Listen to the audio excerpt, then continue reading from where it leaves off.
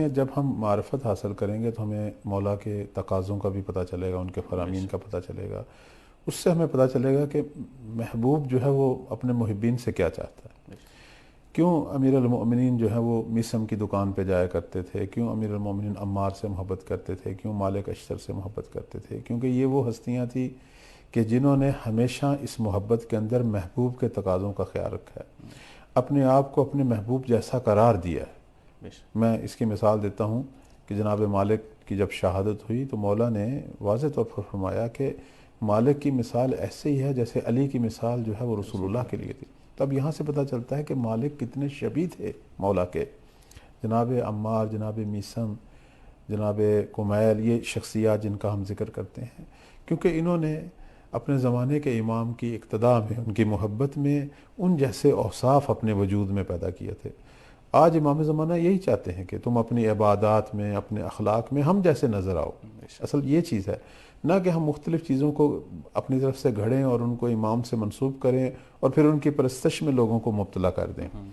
تو خرافات سے پاک ہمارا دین ہے شروع سے ہی، اور ہم نے اس سے پاک زندگی گزارنی ہے. اصل میں ہماری دینی زندگی میں خرافات کی جگہ بھی نہیں ہے. اگر ہم اپنی صحیح دینی زندگی گزاریں، اس کے اندر عبادات اور جو ذکر اور اذکار اور جو دعائیں اور جو حقوق ہمارے ذمے ہیں، تو ہمیں فرصت نہیں ملے گی ان خرافات کی طرف. وہ شخص ان خرافات کی طرف جاتا ہے کہ جس کو حقیقی دین کا پتہ ہی نہیں ہے. تو لہٰذا ضرورت یہ ہے کہ جیسے کہتے ہیں نا، پیٹ اگر حلال سے نہیں بھرتا تو حرام سے بھرتا ہے. تو اپنے ذہنوں کو، اپنے قلوب کو حقیقی دین کی معرفت اور جن ہستیوں کے ذریعے دین پہنچ رہا ہے ان کی معرفت سے ہم لبریز کریں، تاکہ ہماری زندگی ان کی منشا کے مطابق ہو. تو یہ وہی محبت ہوگی جو مولا ہم سے چاہتے ہیں. تو عرض کر رہا تھا کہ ایک اہم دعا جو ہے، جو اس زمانہ غیبت میں ہمارے ائمہ نے ان شبہات سے، ان فتنوں سے، ان خرافات سے بچنے کے لیے تلقین کی تھی، وہ دعائے غریق ہے. دعائے غریق کی بہت زیادہ تاکید ہوئی ہے. دعائے غریق دو شکلوں میں بیان ہوئی ہے. ایک وہی اللہم عرفنی نفسک سے شروع ہوتی ہے، جس سے دعائے معرفت کہتے ہیں. امام صادق علیہ السلام بہت زیادہ تاکید فرمایا کرتے تھے. ایک مختصر انداز میں بھی ہے، وہ یا اللہ ہو، یا رحمان ہو، یا رحیم، یا مقلب القلوب ثبت قلبی علی دینک. اس کی بہت زیادہ تاکید تھی. حتیٰ ایک شخص نے مولا کی بارگاہ میں جو ہے اس میں تھوڑا سا اضافہ کر دیا. تو امام نے فرمایا نہیں، جتنا میں نے کہا ہے اتنا ہی پڑھنا ہے. تو اب یہ جو دعا ہے، یعنی یہ اسی چیز کے لیے ہے کہ ہم اس زمانے میں اپنے دین حق پر ثابت قدم رہیں. خرافات یا فتنے یا مختلف جو شبہے یا یہ غل بازی جو کچھ بھی ہمارے ارد گرد ہو رہا ہے، وہ ہمیں اصلی دین سے، اصلی راہ سے نہ ہٹائے. تو یہ بھی ایک میرا وظیفہ ہے ایک منتظر کا، کہ وہ صحیح دین پر گامزن رہے اور لوگوں کو بھی صحیح دین کی طرف لگائے، اور اس حوالے سے حتیٰ کہ دعائیں بھی پڑھے. اسی طرح ہم دیکھتے ہیں صاحب مکیال المکارم جو ہیں وہ صدقہ کی بات کرتے ہیں کہ اپنے زمانے کے امام کے لیے صدقہ دیں. اب یہ جو صدقہ ہے، عام طور پر لوگ بھی پوچھتے ہیں کہ کیا ضرورت ہے، آیا مولا ہمارے صدقوں کے محتاج ہے؟ نہیں، مولا تو محتاج نہیں ہے. صدقہ ہماری محبت کی نشانی ہے. صدقہ دو شکلوں میں ہم دے سکتے ہیں. یا ہم مولا کی نیابت میں دیں کسی فقیر کو صدقہ، اور اس کا ثواب امام کو پہنچے. جیسے آپ کسی بھی دوسرے مومن کے لیے آپ ان کی نیابت میں عمل کر سکتے ہیں. تو اب یہ عمل خیر ہے، کسی کو اجر پہنچانا ہے.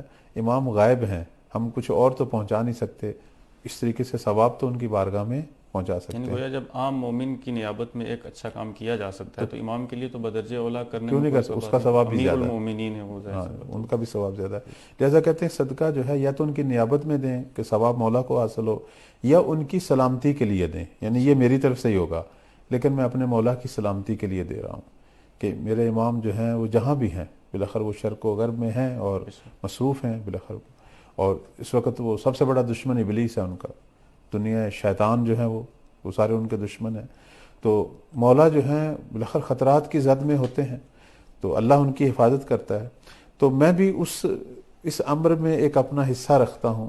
حفاظت میں اپنا کردار صدقہ کے ذریعے، چونکہ صدقہ رد بلا ہے، تو میں صدقہ دے کے ایک پیغام دیتا ہوں پروردگار کی بارگاہ میں اپنے مولا کے لیے کہ میں مولا، مجھے بھی فکر ہے، اور اللہ آپ کو سلامت رکھے اور آپ بسلامتی جو ہے وہ ظہور کریں، اور ہم آپ کی جو ہے وہ آپ کی ہمراہی میں، آپ کی رکاب میں اللہ ہمیں شہادت نصیب کرے. تو یہ صدقہ جو ہے یعنی ایک مقتدی، ایک مومن کا اپنے امام کے لیے فکر مند ہونے کی نشانی ہے. بعض دفعہ لوگ پوچھتے ہیں کہ کیوں ہم صدقہ دیں، مولا کو کیا خطرہ ہے؟ کیوں نہیں؟ ہمارے پہلے جو 11 ائمہ تھے ان کو بھی خطرات تھے اور دشمنوں نے ان کو شہید کیا ہے. تو اسی طرح کے دشمن ہمارے امام کے، اس وقت کے امام کے بھی ہیں. بے شک، چونکہ یہ کنسیپٹ جو ہے اس کو کلیئر کرنے کی ضرورت ہے کہ مثلا ایسا نہیں ہے کہ امام زمانہ جو ہے وہ بالکل ہر ایک کی پہنچ سے خارج ہیں اور وہاں تک جو ہے وہ کوئی نہیں ہے. تو مثلا اکثر یہی دیکھا جاتا ہے کہ اس کو ایک معجزاتی زندگی کا تصور لوگوں کے ذہنوں کے اندر ہے کہ بس ان کو کچھ نہیں ہو سکتا ہے اور پھر وہ کوئی پریشانی ان کے لیے نہیں ہے. تو بہرحال اس چیز کے اوپر بھی جو ہے وہ تو پچھلے 11 ائمہ کیسے شہید ہوئے؟